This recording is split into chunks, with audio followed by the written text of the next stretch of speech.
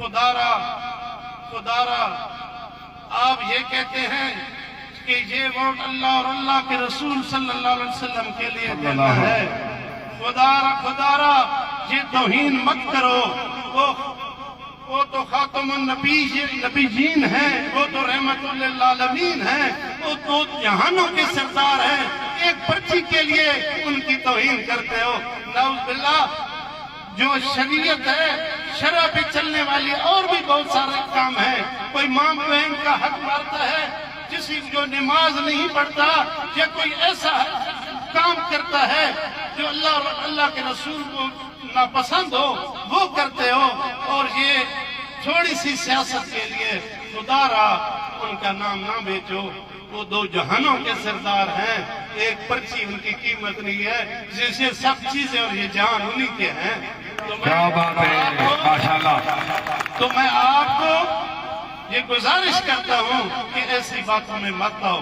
اللہ کے کرم سے ہم مسلمان ہیں, اس میں کسی کو کوئی شبہ نہیں ہے.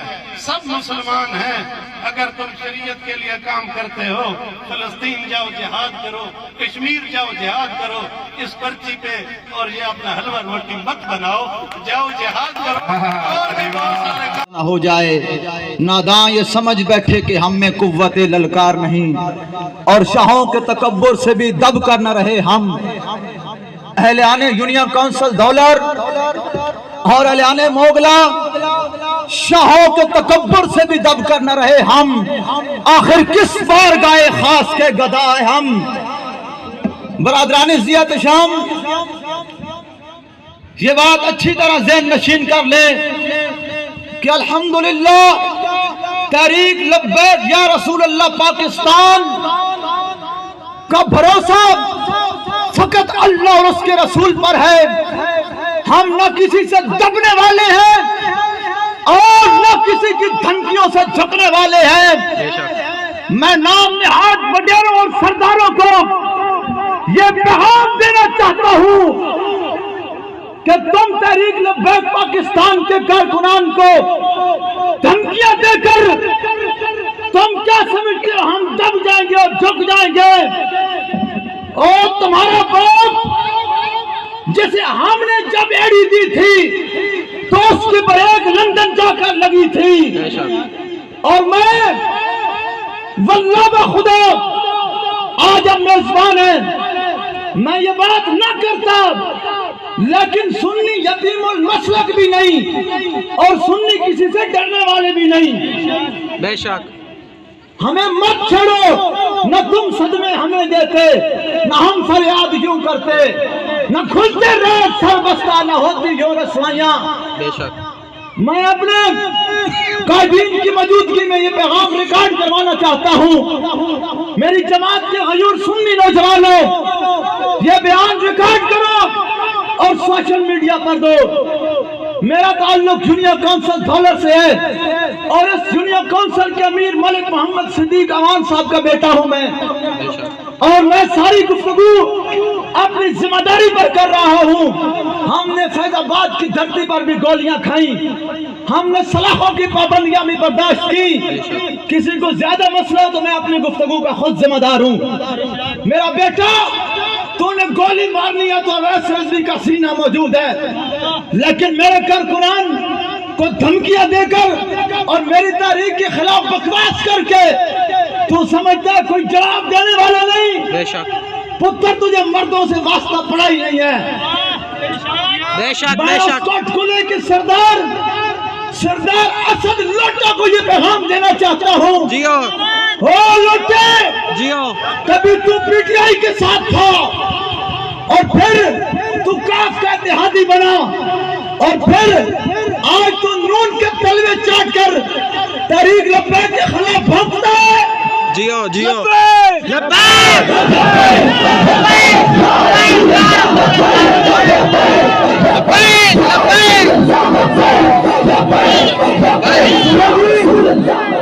یہ میری یونین کونسل ہے اور میرا حلقہ ہے اور میں الحمدللہ پورے دنوں کا عوان ہوں اور پورے دنوں کا مولوی ہوں. میں نے اس دھرتی پر خارجیت اور رافضیت کی ناک بھی بند کی ہے، اور میں اپنی تحریک کے خلاف کسی کو بھونکنے نہیں دوں گا۔ جیو لبیک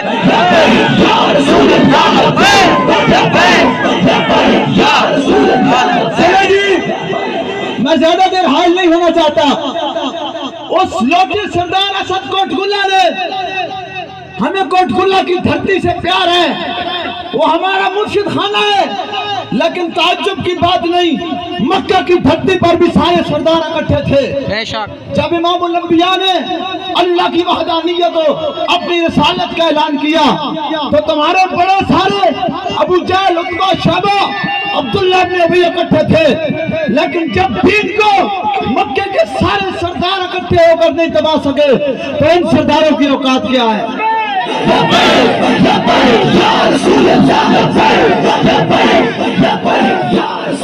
میں صرف یہ بتانا چاہتا ہوں کہ وہ لوٹا سردار کہتا ہے لبیک والوں کی روٹی اور حلوے کو خطرہ ہے۔ پتر، ہماری روٹی اور حلوے کو خطرہ نہیں، تمہیں پتہ ہے کہ اگر اسلام آ گیا تو پھر تمہاری حرام خوریوں کو خطرہ ہے، اگر اسلام آ گیا تو پھر تمہاری چودھراہٹ اور سرداریوں کو خطرہ ہے۔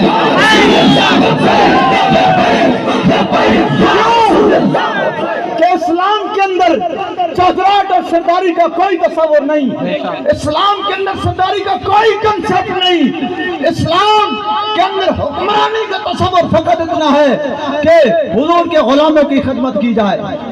اور پھر وہ لوٹا کہتے ہیں تمہیں دین کا اتنا زیادہ جذبہ ہے تو تم کشمیر اور فلسطین کے اندر جا کر جہاد کرو۔ میرے بیٹے، انشاءاللہ یہ ہمارا اعلان ہے، جس دن لبیک یا رسول اللہ پاور کے اندر، اقتدار کے اندر آئے گی، انشاءاللہ سب سے پہلے ہم اعلان جہاد کریں گے انشاءاللہ۔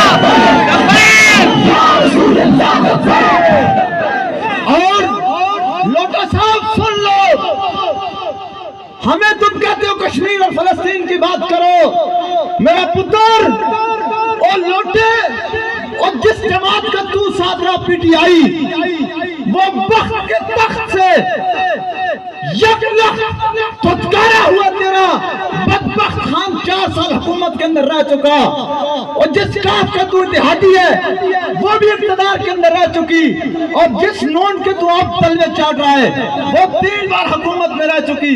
بتاؤ تم نے کشمیر اور فلسطین کے لیے کیا کیا ہے؟ اللہ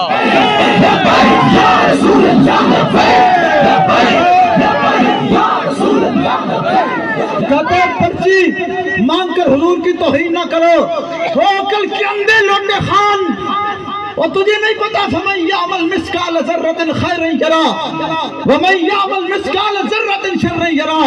قیامت والے دن ذرا برابر خیر کا بھی پوچھا جائے گا، ذرا برابر شر کا بھی پوچھا جائے گا۔ اور خبردار، ہم ذمہ دار ہیں، ہمیں کوئی مت بتائے، ہم 2011 سے اس تاریخ کے ساتھ چل رہے ہیں۔ ہم دین چوک پر غازی صاحب کے مسئلے میں بھی موجود تھے، اور ہم نے فیض آباد کی دھرتی پر اس فقیر نے گولیاں کھائیں، ہم نے سلاخوں کی پابندیاں دیکھی، ہم تاریخ کے ذمہ دار لوگ ہیں، اور کسی کو زیادہ مسئلہ تو یہ فقیر موجود ہے۔ خبردار، تاریخ کے خلاف کسی نے بات کی تو ہرگز برداشت نہیں کی جائے گی۔